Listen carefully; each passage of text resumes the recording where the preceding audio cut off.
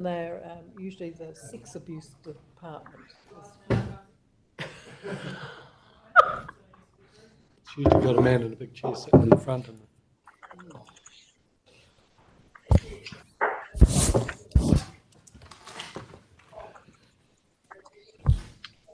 I'm doing a councillor use. I can't start 1 second before. Well, that's on account of the fact that Mr. Neil told me off for trying to start. And it should not be said that I cannot. Oh, here we go. Here we go. Right. Good morning, everybody. Welcome to the Audit and Risk meeting. Welcome to Benita and Charlotte up on Zoom. And we don't have any apologies, so that's good. So we'll move on to the karakia, please, item 2. Te hau ki te uri, wakataka te hau ki te tonga, kia mā kina ki uta, kia mā tara ki tai, kia ia ke ana te atakura, e teo, e huka, e ahu, tuturu o witi wakamawa kia tina, ue taki.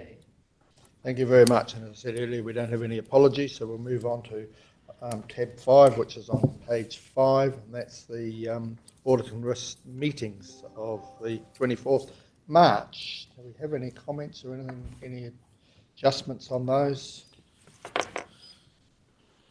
Everyone happy? Morning, Donald. Happy to move.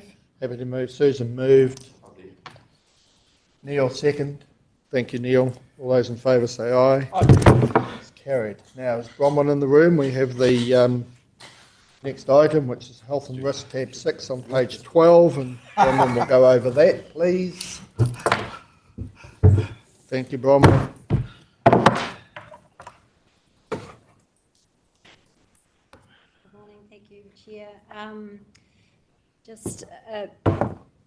I guess our big action item currently sitting with the team and presenting to ELT with a list of recommendations and actions is following on from our very successful health and safety campaign that we held in March.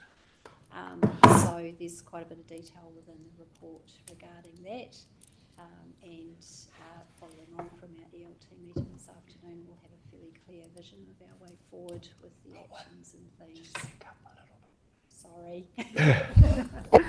Throw my voice. So are there any questions other than that from the report?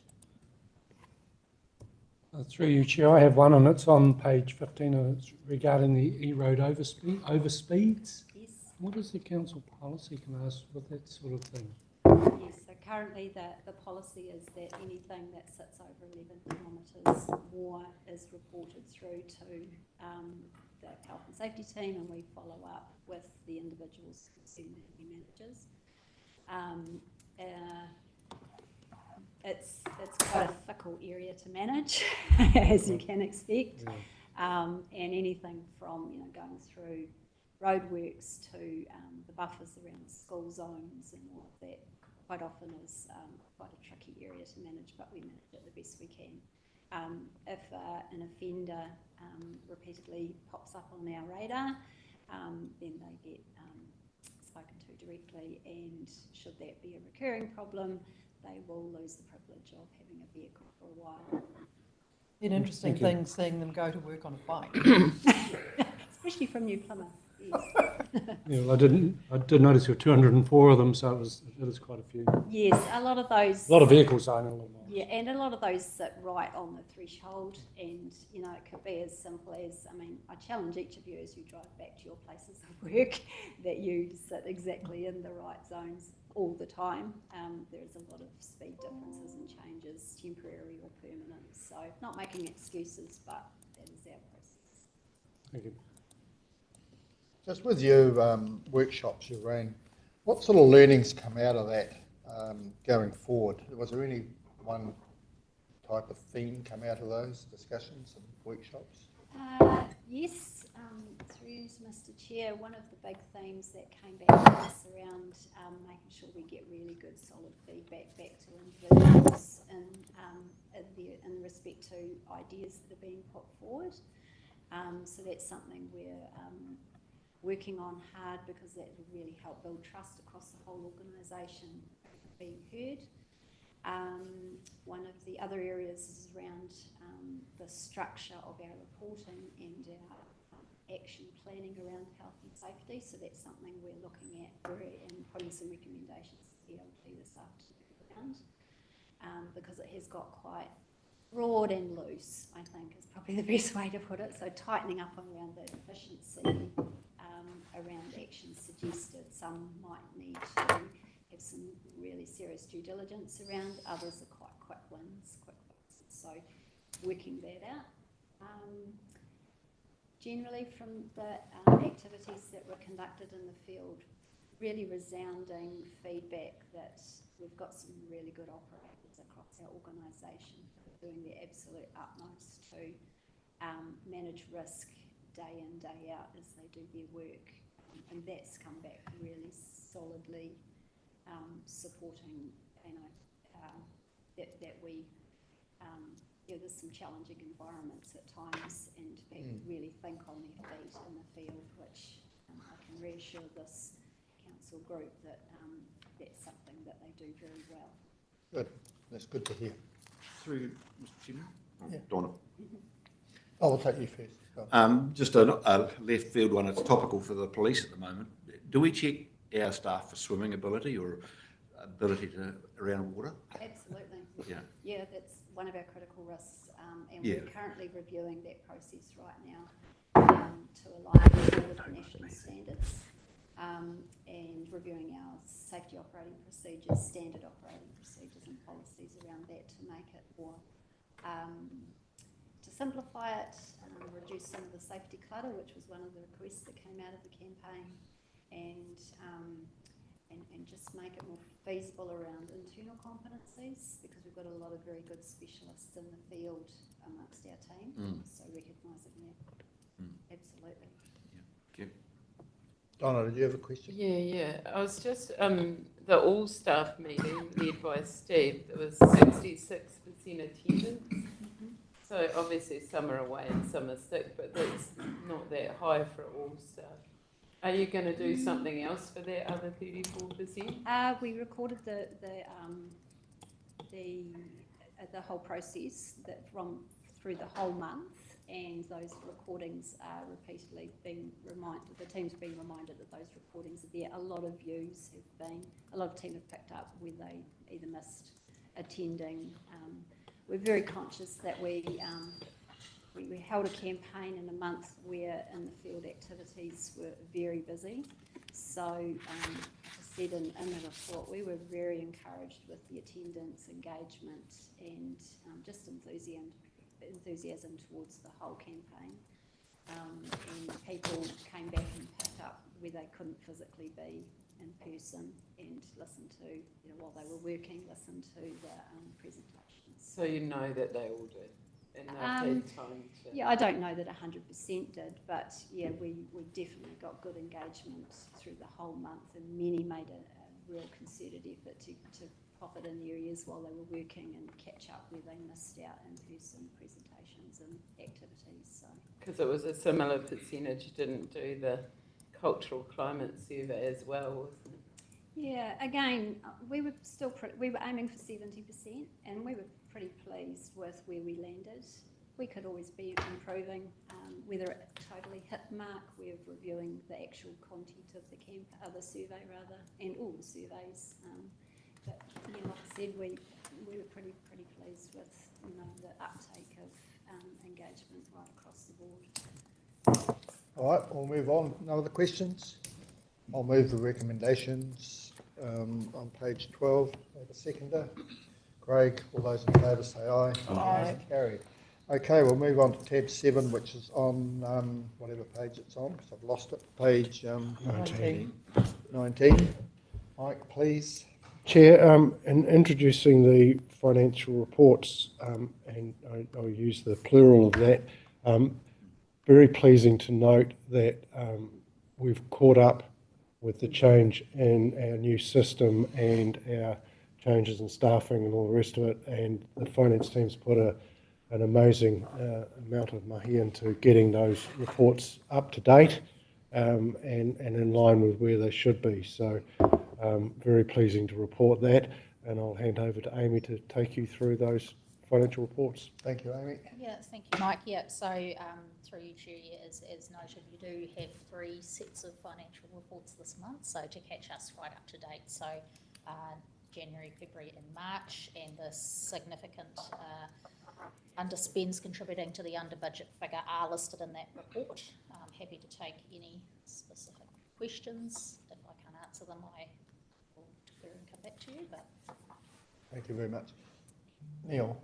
Yes, just one question really, which is obviously we didn't get the $1 million that we correct, thought yes. to got, Yeah. and these accounts sort of show that you're kind of covering for that.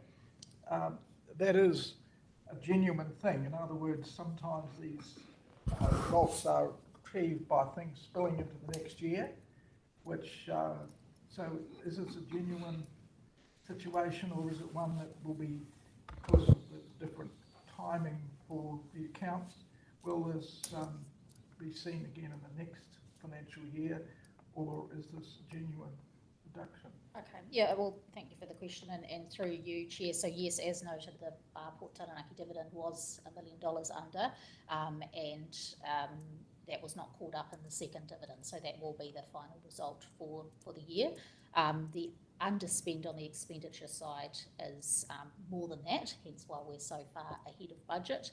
Some of those are timing differences, and noted in some of the commentary that will be caught up by the end of the year due to the phasing of that particular work program, but there may be some that is not by the end of the year, depending on the timing of those activities. Was there a particular? Not really. I one, just like the government, when they're having elections, they always want to shift things outside the election period, so it's quite a good idea. Chair, I think what you're also seeing there is the impact of when we set those budgets, we had a regulatory and a statutory environment, and in a particularly we had a policy environment where we were looking to progress quite significantly, quite aggressively with our land and freshwater plan. A year, 18 months on, those plans are significantly different. So some of the money we were looking to spend in this financial year, particularly in our policy area, just simply will not be spent. Having said that, in other areas of the business, you've got your normal ups and downs, but quite a few of the departments are reporting that they expect to be closer to budget by year end. So if I was to crystal ball gaze where we might end up at year end, I'd say we'll recover some of that $1 million deficit, but not all of it. Can I ask another question, which is just a follow-up, which is that you've obviously got the new RMA 2 bills coming through, whatever they're called, and that looked like a bit of a wall of regulatory activity that we might have to study and do stuff with. Have you expecting that will add to your costs or dramatically? I mean, you obviously have a period at the moment which is a bit of a hiatus, so you don't have to do those things until you know where you are, but what happens later on? Is that accounted for? Chair, that's more an issue for the annual plan, which you'll be considering next and adopting next week. But the approach we've adopted to that is to say we've got our approach to keep progressing our key planning documents, and we're going to keep on moving through that in a considered manner. We budget the best we can on the information that we've got available with current government policy announcements. But what the caveat I'll give to that is that the current announcements are what they intend to do for legislation this time next year. There's a lot of water to go under that bridge. What's announced today, or what has been recently announced, and what gets finally passed, and the impact on us could be significantly different. Either way, less work or more work. Chair, I can perhaps add some further comments. It is intended that council, local government generally, will have some greater clarity on direction of the RMA by the time they start doing their 27 LTPs. So, the government's timetable, and that flows naturally anyway, given the timetable to have the legislation introduced this side of Christmas and passed by July of next year, pre the October 26 elections. Of course, tail end of 26 will be deep in LTP budgets and fine-tuning of our draft LTPs. That will probably be close to having a consultation document at the very same time. So we should be able to reflect in the 27 LTP the timing and frameworks of the implementing new RMA reform program as best we understand it, because there will be stuff that while we'll have the legislation, what it means practically, of course, we'll have to make some assumptions about based on the draft legislation. What's also still unresolved, though, is the question of whether it is appropriate for us to carry on doing or formally through the freshwater planning process ahead of that timetable. Now, we are expecting to see very shortly some proposed changes for consultation on that direction, and that should help inform what I'm hearing at the moment. This could go either way. In fact, there'll be individual council decisions on what approach they want to take. When you look at the sorts of discussions we had at Policy Committee last week, a lot of that policy work discussions need to happen irrespective. Unless the government says we don't want to improve freshwater quality, which isn't going to be the position, a lot of those discussions about what is actually practical, what's the speed of change that realistically can happen on the ground in Taranaki, need to happen anyway, almost irrespective of the policy environment. So now the policy environment will influence the final form of what gets reflected in the planning document, but the issue of effluent disposal from dairy farms is a discussion of what's practical we need to have anyway. The high-level stuff is kind of understood, isn't it? Yeah, it is. It's the how to do it. The how to do it and what the tools look like and how those change, that will happen at a later date. So I still remain of the view, given what I know today, us carrying on working away quietly on what's practical and what, albeit within the current policy construct we know is going to change, is still a very helpful work for us to do, because otherwise you go through too many peaks and flows and practical workload issues. Carrying on having quiet discussions, recording them, but remaining flexible is the most appropriate approach in my view. It's going to be quite challenging doing this next year budget, isn't it? Chair, it's been quite challenging doing the last 3 or 4 years. I don't think much change. They will carry on. To make some assumptions. They will carry on. Yeah. Anyway, have we got any more questions? Sorry, Craig. Is there any indication from Labor that there might be cross-party support from that, from the left for the RMA changes? Because we're talking about 2027 long-term plan, but then of course 2027 elections as well. 26 elections, yeah. Look, I understand the offer has been extended and there are discussions going on. And again, even publicly, we are seeing the opposition parties express areas in which they have agreement with the basic principles. But like a lot of things, Devil is in the detail. The devil's in the detail, and governments always reserve the right to, as they have, parliaments reserve the right to changes. So, but yes, we remain optimistic. And look, I think this is incredible. As I keep on saying, this is now the 4th time in 10 years we're going to have a new freshwater MPS. How can anybody plan? Yep. And we talk about efficiency. How can anybody plan when the rule book keeps on getting rewritten? But put the politics aside, and actually it's governments of both colours. So actually the whole issue of bipartisan support on as much as they can agree on is really important if they're serious about taking costs out and doing things more efficiently. The money we've spent, the local government has spent on planning processes around fresh water in the last 10, 15 years, I would hate to add up. So, yeah. So yes, there is discussions happening, and we can only encourage and support that, and hope that we can get a more stable platform for policy-wise for moving forward. All right, we've got another question, but a totally different subject. Aged debtors. I noticed that there's a block of people who are now 90 days over, and arrears, and maybe something's happened in April, but maybe you'd like to comment on that? Yeah, so we currently, as at the end of March, we're sitting at that 365,000 in 90 days. So of that, 64,000 is with the courts and 124,000 is being managed through debt management, our third party, and the rest is either being managed internally or on instalment arrangements. So obviously from 1 month to the next, there may be a couple that have dropped in from that 60 bucket into that 90 bucket and a few that have been settled. Yeah. If I may ask, is this a little bit from a number of people, or are there some large players that cause the majority of it? Yes, both. So yes, there are a couple of large players and they are with debt management and one is in liquidation. And then there are a number of smaller ones in instalment arrangements with the council.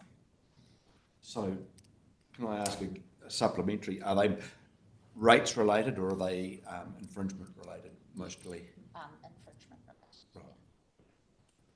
Well, that's encouraging. Through you, Chair, the rates collection risk, excuse me, the rates collection risk lies with the district councils that collect the rates on our behalf. We're not being advised by any of the 3 districts that there are any abnormal rates collection risk issues. Right.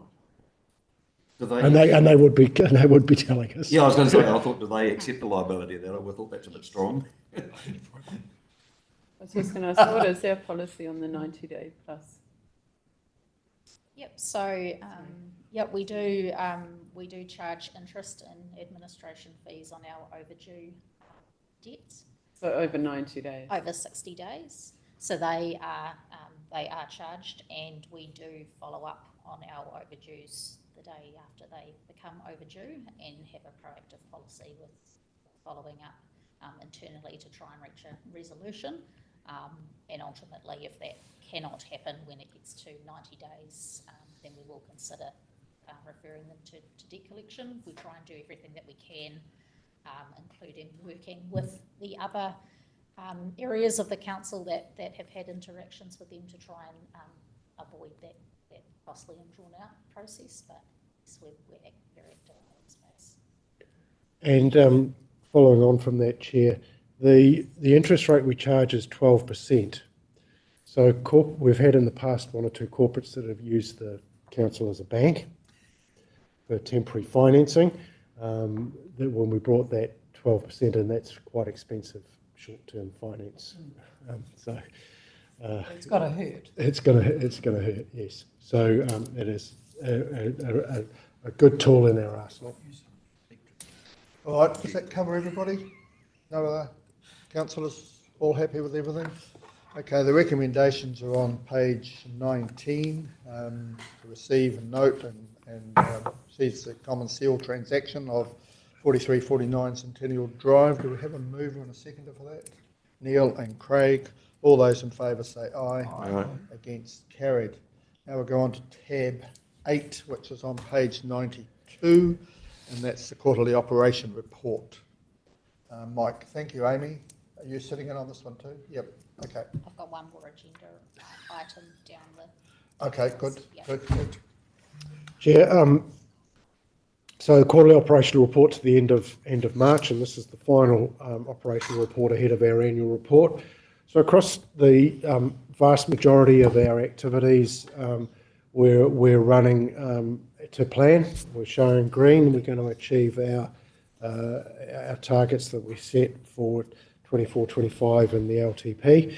On page 92 there, you've got the ones that are at risk, or and indeed with the investment management, we're certainly not going to achieve the $8 million return given the dividends. So there's nothing particularly new there, Chair, so I'm happy, I'll take it as read and happy to answer any questions. Neil. I've got a couple of questions, or indeed a few here questions. Only one at a And time. that is, firstly, and maybe it's for Dan to answer, which is the stress program. I heard that there's going to be changes in that Could you possibly outline how that will affect us? Through you, Chair, you're talking about legislative changes or changes through the government funding program? Financial change that was, The subsidy running out. the level is to be adjusted in some way. You're familiar with that? The government's constantly adjusting their grants, etc. I'm not familiar with the exact details for that particular fund. Okay, all right. Well, it's just... I can find out and get back to you, of course. Okay, well, that would be of interest. The other thing, a couple of things to answer, I'm sure there's to answer, is there seem to be a bit of problems with the performance of landowners with regards to possum control. I think sort of indicating that a lot of people, or a significant number of people, are not performing their duties in this respect. Have you any comment on that?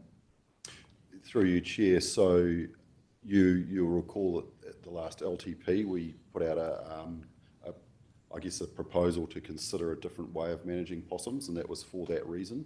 So we've got some very good farmers or landowners that go about their role of controlling possums very well, and then unfortunately others that it's an additional burden on top of their work that's probably quite considerable running a farm, as you're well aware. So it's not necessarily a priority for them. We follow those people up and usually make some good progress, but the residual trap catch, or RTC, is tracking towards that 10%. As you will know, the 10% is the rate we want to keep it below. So there have been times when it has snuck above that 10% RTC.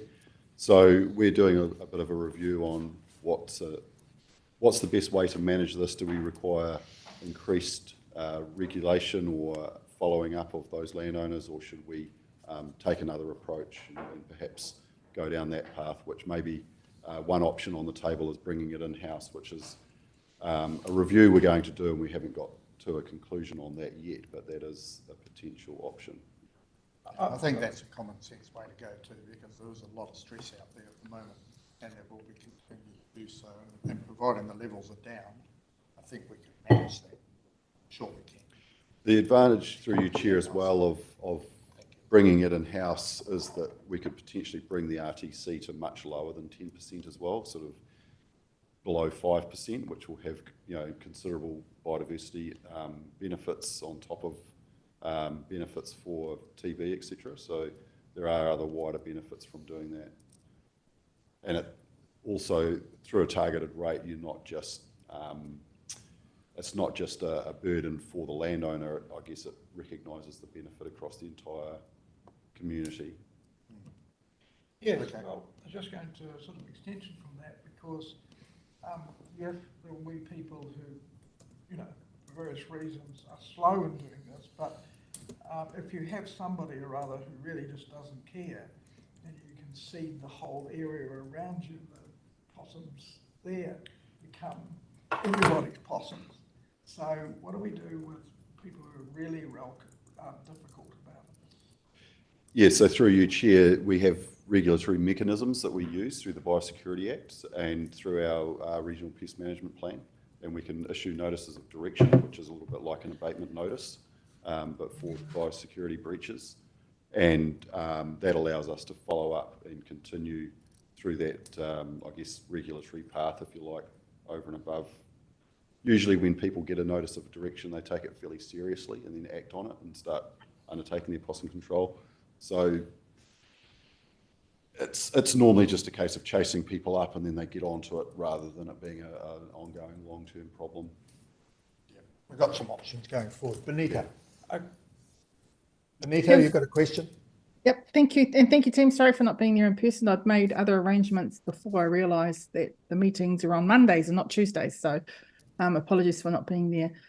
I was just interested in reading the report, my first report, having a good read around some of the metrics being used. For example, on page 104, compliance monitoring, the second objective down, we're given under the target 100% of annual agricultural and 90% of minor compliance monitoring programs are delivered, blah, blah, blah. But in the actual performance, it comes back to numbers, but doesn't actually tell me if we've achieved that 100%. So I noticed in a lot of the reports that the target metrics are different to the actual performance reporting metrics, which don't actually tell us if those targets have been achieved, if that makes sense. Through you, Chair, I'm looking at that now, and I 100% concur. And certainly when it comes to the annual report, we put a lot more effort into making sure that linkage is clear and understood. There are a few of them that I was like, oh, but that doesn't actually. Yeah. So we'll give that. As well. Sorry. Page 106. So it's just going to tell you after. So, thank you for that feedback. We'll do a bit of a tidy up on for the next one. I just have a couple of other questions, if I may. Yes, certainly. Thank you. Page 109, it talks about iwi engagement, and I noticed that we're only reporting on engagement with one iwi. Is there other work being done in that space, or are there other arrangements being made, noting that, Ngāti Mutunga is one of the 8 ngā iwi o Taranaki recognised iwi around the maunga. So it might actually be good if there is other work to also be reporting on that as well, which would, be a more honest reflection of the work that council is doing with iwi across the motu, across the rohe. Chair, I would have to follow up with Abby Matthews on that one. Okay. I'm sure there is. I suspect again it's tying up that wider reporting that we would do in an annual report versus the slightly abbreviated reporting we've got in here. But putting all the good stuff out there. Let's put all the good stuff. And there are a few others, but shall I send them off to you? That would be appreciated. Thank you. Okay. Thank you, Mr. Chair. No more questions? Okay. No, I'll forward those other queries to Mike. Thank you. Okay. All right. Are everyone happy now with everything? No other questions? Okay, the recommendations are on page 93. Do I have a mover and a seconder for that? Susan, Alan, would you like to do that? All those in favour say aye. Aye. That's carried. Okay, we'll move on to tab 9, which is the accommodation update. Jendi, would you like to come to the table as well, please? And that's on page 144 of your diligence. Welcome. Nice to see you in person. Great to be here, thank you. And thank you for bringing up the cold weather. You can keep it down south. It's very cold. Chair, so I'll introduce this report and then let Jendi answer the detail. But the good news is we're full steam ahead now into the construction. We've got our consents in place and contracts in place, and the contractors are at work and making good progress. So that's the overview. Jen, did you want to give more detail? Yeah. Really, really good progress throughout April. Stormwater outlets now being put in. We found a tank, so we've had 2 fines during this process. Nothing really significant. I think we did a pretty thorough job during the demolition. Slightly less contaminated soil than we had thought, so that's positive. So I think those additional fines will near on balance out. And yeah, sort of full steam ahead. We've got a Forest Council inspection tomorrow for our drainage, and we've met with SDC to make sure that we've got our full 5 and our inspection processes aligning with them. Each council is a little bit different how they like to do inspections and what they require PS3 and PS4s for. So we're making sure that right from the get-go it's very clear for the project team on the ground and us controlling the project and the local authority. So really positive. Really wanted to get out of the ground. Didn't want to find too many surprises. So yeah, very positive report and looking forward to this month. You'll see some concrete starting to get poured and some foundations. So full steam ahead. So there's no surprises down there. There's no 24-metre piles that we have to. No. 38 metres or 24-metre poles, no, and nice sound foundations and some good steel and wood structures, so, yeah. All right, that sounds very, very good. So we'll get progress as we're going through. So thank you very, very much. I don't think there's no one else got any comments? Okay, the recommendations are on page 144. I'll just move those. Do we have a seconder? Craig, all those in favour say aye. Aye. It's carried. All right, Jendi, Mike, we'll go on to item 10, which is on page 147, and now that's the stadium update. Chair, this as we embark on one project and start one project, we finish another one, which is pleasing to note. So basically, we are complete now. We've got our certificates of public use. We are ready to rock and roll. The project is complete. We're on the last legs of close out of defects lists, and we've got a number of very minor matters on the defects list that we're just working through and finishing those off. We're starting our closeout reports and lessons learned exercises, and we had our first of the community events yesterday, which was very successful. We had a give or take 2,000 attendees at the community day at the stadium, which was fun to see the facilities being used and the folk having a good look round. And great to see the young ones on the field kicking balls and throwing balls around and having a generally good time, despite the cold, stiff southerly breeze that we had yesterday. Number of the highlights from especially the kids' point of view was the face painting and the free ice cream. So there you go. Free ice cream. Free ice cream, yes. The ice cream, Mike, is that how you gauge it? Queue there, is that how you calculated the attendees? Yeah, give or take. Divide the number of ice creams by, multiply the number of ice creams by 2 or 3. No, the NPDC were doing a bit more of a count, but it was a very hard one to count everybody coming in and out. Freezing though, what the hell were they eating ice cream for? It was free. Oh, the like kids did it. Because everybody loves ice cream. How could you not? It's made from beautiful dairy. It was followed by 2 football games, which was the participants were really excited about and loved the new change of facilities and again the ongoing quality of that field. So yeah, all in all, a very successful day. We're continuing our planning and getting ahead of the official launch on the 11th of June.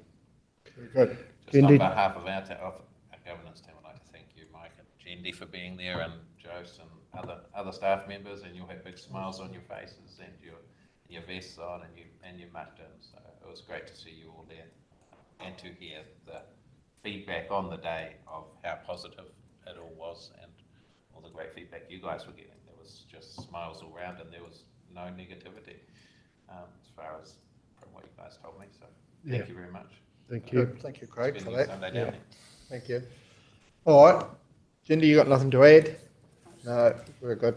Okay, the recommendations are on page 147 to receive. Donald and Craig, all those in favour say aye. Aye. It's carried. Okay, now we'll move on to public excluded. Just let clear on that. I was just going to ask, you know, when you have that meeting to say what went right, wrong, will we see the result of that? Oh, absolutely. Yeah. Because it would be a really good learning for everyone. Yeah. Yeah, it's